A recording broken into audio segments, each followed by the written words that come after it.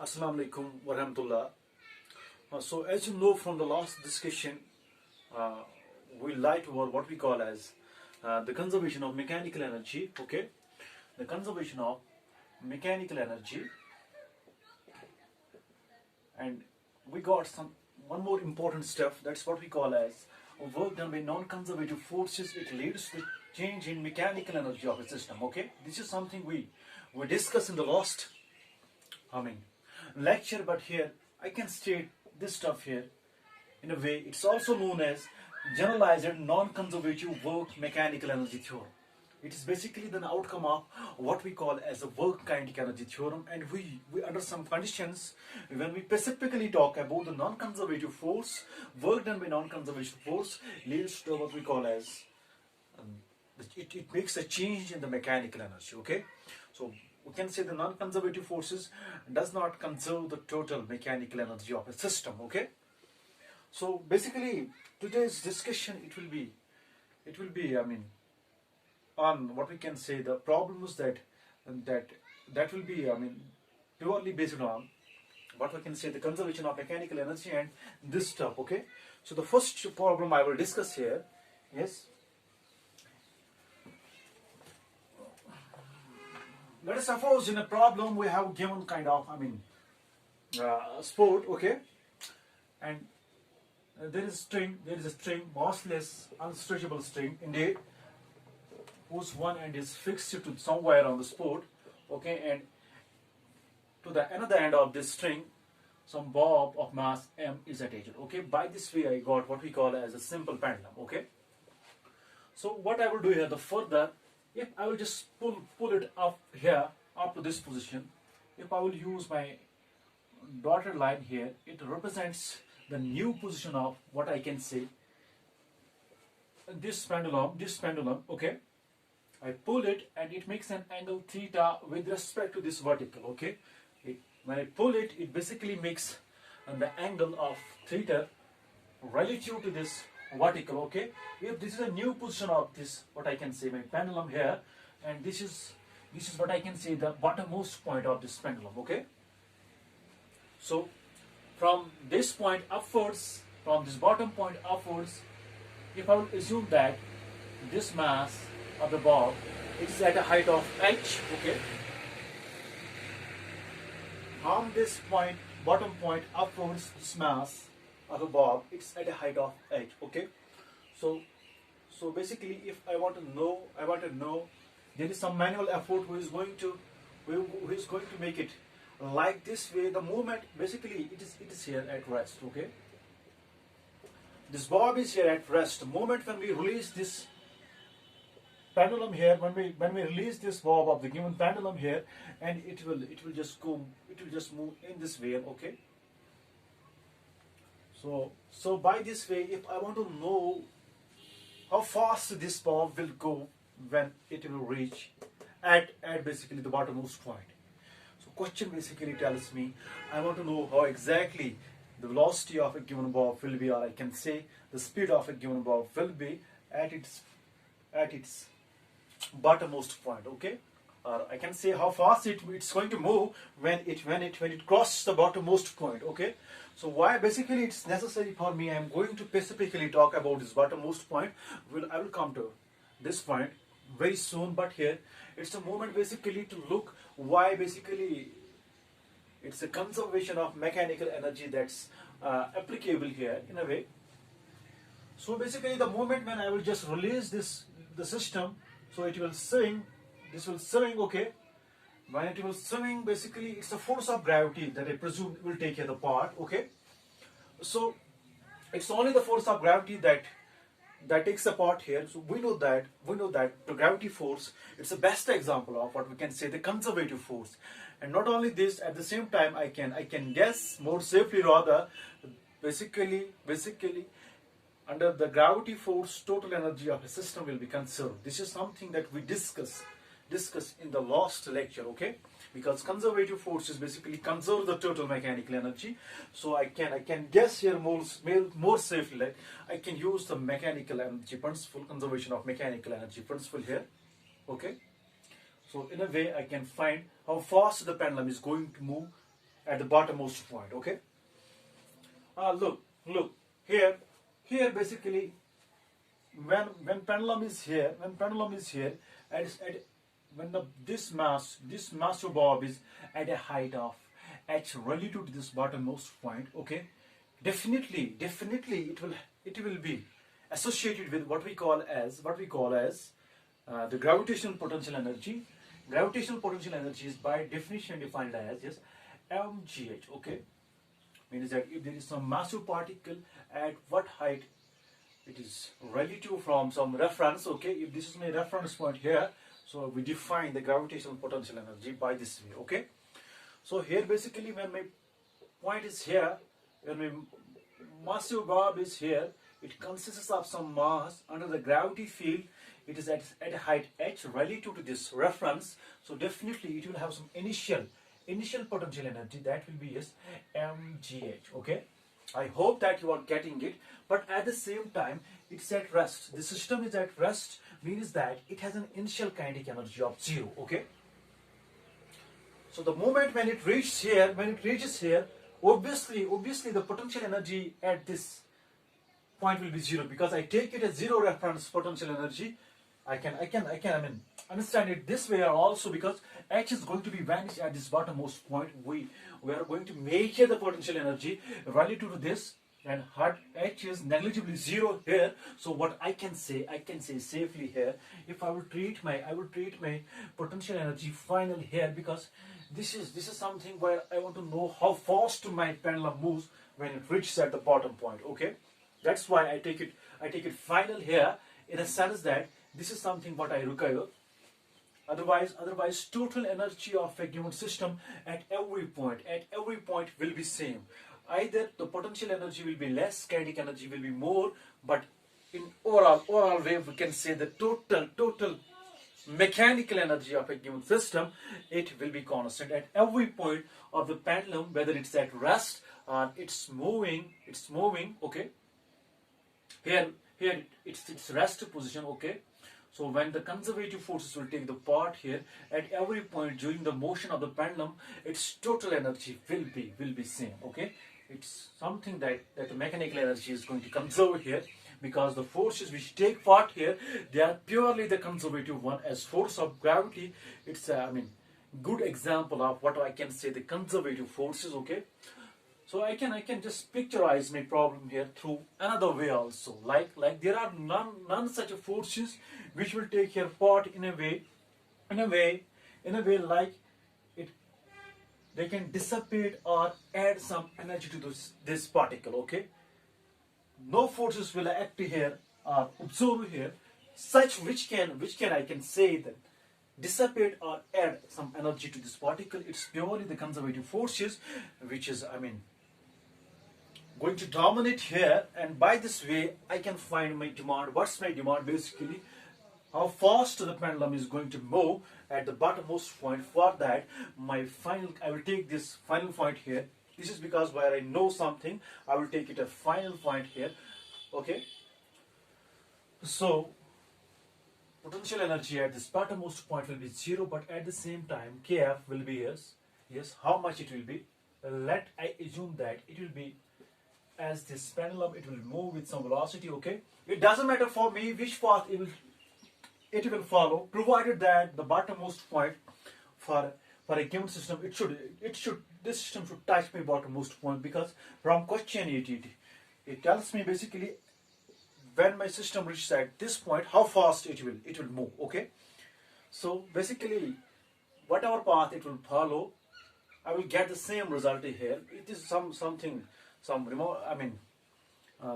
discussion which we have did in the last lectures here. I'm going to apply such results which we have discussed in the last of lectures and all that. Okay, at this point I have the kinetic energy of this mic. I told you as before, it's a gravity force which takes a part here through all the ways around. So my initial and the final mechanical energy, they must be same. Okay, at this highest point, what's my total energy is in the form of potential. Okay, because kinetic is 0, so it will be mgh. Okay, at this point total energy is in the form of kinetic one, because at this bottommost point bottommost point, more logically my potential energy vanishes. So here the energy in a system is in the form of kinetic one. Okay, this is what I'm getting here. Okay, it will be v here simply. So this is the velocity when it reaches at the bottom, because at the bottom my potential energy vanishes. More specifically, this is my velocity for a given particle or given the mass of the bob. It is going to move with 2gh under root. Okay, this is specifically the velocity of my system at its bottommost point, because why I can say safely, more rather, it's the velocity at its bottommost point, because velocity, the potential energy at this point vanishes. Okay, so this was the first part of the problem, which involves what we can say the conservation of mechanical energy. If I will just extend the same problem here, if I want to know what will be the value of this theta, yes, how I can calculate this theta, yes, for that I should look for this height. If from here to there, what's basically, it is this massive bob is at a height h. If it's also given the length of this unstretched massless string is L. Okay, so this much of length will be, yes, from here to there, it will be simply L minus h. This is L also. Okay, so by this way I will get here, basically I want to know what will be the value of theta while from my system swings. Okay, so it will be, yes, here L minus h will be divided by L, it will be cos of theta. After doing some little maths here, I will get L into 1 minus cos of theta. Okay, this is the height of the particle in terms of the given parameters. Theta is given, L is given, but I will look for how much the value of this angular coordinate will be in this, under this situation and all that. For that I got here the velocity at the bottommost point. It's something, it's 2gh. Okay, or I can write here v square by 2g is equal to h, that will be L into 1 minus cos of theta. Okay, or I can write it here it will be 1 minus cos of theta, it will be v square by 2gh. Okay, after doing some further maths, I will get my theta will be here equal to, yes, it will be, yes, if this will be here, it will be cos inverse of 1 minus v square by 2gh. Okay, and this is the value of the angular coordinate from my system swings. Okay, and it was a quite extension from the same problem. We got the two things, the angular coordinate and the velocity of a given bob of the mass at its bottommost point. Okay, we succeed to calculate the velocity at the bottommost point by using the conservation of mechanical energy. Reason, you know why? Because it's the force of gravity that's responsible here to do everything. So under the force of gravity is well-known example of conservative force. Under conservative force, total mechanical energy for a given system will definitely conserve. Okay, so this was based on the total mechanical energy. Okay, if we look to the one more problem, which is based on what we can say the generalized non-conservative work mechanical energy here. Like if it's given that we have the kind of inclined plane like this way. Okay, but the bottom I mean line of the given inclined plane, it's rough in nature, but overall inclined plane, it's the given incline of a given inclined plane, it is smooth, it is frictionless. But if it is given also in a problem at the top, so at the topmost position there is a bob, it has a there is some block, it has a mass. There is some box, it has a mass m. Okay, now this box, it moves down along this incline and it reaches here, and it further moves across this rough surface, and finally it stops. Okay, when it will be, if I will assume that my block, it reaches here, my box of the mass and it reaches here, but it stops here, means it's a rest position of, at this position it will be at rest. Okay, if I will also assume that the distance from this point and the point where it stops, it's t. If the problem basically asks me what will be the value of this distance, how I can calculate it, I can calculate by using what I can say the generalized non-conservative work mechanical energy. Okay. So if I will use here this step, I will get the answer at the first place. How? Let me see. Basically, in this conditional theorem, I should look only one thing here. What will be the work done by means of the non-conservative force? Okay, when it block, it moves down with from some height h. If it is also given this incline, it has a length L. Okay, so from here to there will be the force of gravity. That's a conservative one.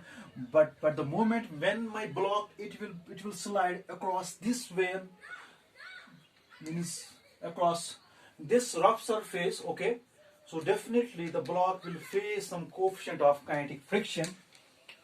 Okay, and it ultimately stops by means of the force of friction and all that. So force of friction is a non-conservative force. Here I will look what will be the work done with a non-conservative force. We can do it by another way also, just using this mechanical energy in the two steps, from here to there and from here to there. But that will be somehow, the wrong approach to deal with the problem of this type. So if I have this stuff in hand, I can use this thing here in a way like, if I want to know what's the work done with the non-conservative force here, the moment when my block, it will reach here, it's also given in a problem that my block, it slides across this rough surface. So across this rough surface, basically it's a frictional force. My block will be at any instant of time here. Okay, and when it move along this way, so frictional force will be along this way, and the work done by the non-conservative force, that's the frictional force, it will be here simply displacement and the frictional force, they are anti-parallel to each other, means the cosine of argument, it should be -1. Sorry, it should be 80, and that must be cosine of argument here -1, because angle between the displacement and what I can say the force is 180 here. So I will just use here the negative side. It will take care of everything. In this way I will have the frictional force, but it will move for a distance t. Okay, and ultimately it stops here. So this is a work that will be done by the frictional force. By frictional force, it's defined as, if this is a block here, it will have the way downwards mg. At the same time, there is some reactional force according to Newton's third law. From this rough surface to this block, it will be along this way. Okay, because forces should, they should exist in pairs according to the story of Newton's third law and all that. But at the same time, if I will visualize my problem here, there is no motion from this upside down. Okay, means that the forces, they are going to cancel in pairs from this way around. So I can write here my normal force, it is equal to weight of the body. Okay, because if I look to the problem, if I just picturize my problem here, so basically this block, it's not going to move this way around, it moves across this way. Okay, and finally it stops, means that the force, they will act perpendicular to its motion, they should counterbalance through all the way around. Okay, so here it will be something that I will use here, because if I will just look for the definition of what I can say, the frictional force, it is some mu k times the normal force. Okay, and it will be some mu k, what's the normal force, mg. If I will just opt it here, so my work done with the non-conservative force, it will be simply mu k mgd. This is the first step that I got here. So what's further, if I will just look the given equation, or I can say it's not a simple equation, but it's a generalized non-conservative work mechanical energy theorem. Okay, so if I will just rub it for a moment, because I got this thing right now. If I write it here, this calculated part here, it is some mu k mgd. Okay, I will just number it first. So basically, initially, what's an initial mechanical energy of a given system? My block is initially at rest at the topmost position of a given inclined plane. Okay, so it will definitely have the energy in the form of potential 1. So for this block as a mass m, there is a gravity force here, but here what will be this height? Height will be it will be perpendicular or hypotenuse, that will be L sine of theta. This is my initial mechanical energy, total energy of a given system. It will be in the form of potential 1. So the moment when it will it will move around this way, but finally what's going to happen here? My block stops, not only stops, it will have the zero potential energy, but means that final total energy of a system is zero. This block will be zero because their potential as well as kinetic energy at this point will be zero, because block is going to stop. Kinetic energy will be zero, obviously. So at this reference, I take it zero reference for the calculation of potential energy. My H is zero at any point across, this on this level, and all that my final energy of a system will be zero. So by this way, what I am getting here, total change will be here negative, because it will be EF minus EI, that will be here EI, that will be delta E, that will be simply some negative of this work done by the non-conservative force, it's mu k mg is d, it will be equal to is mg here L sine of theta, but there is a minus sign, so mg will go, okay, and next side this will go with this, and my d will be simply equal L sine of theta over mu k. This is the required distance that was the demand from the problem. By this way our problem ends. It was based on this generalized principle. So this was all about this. Thank you.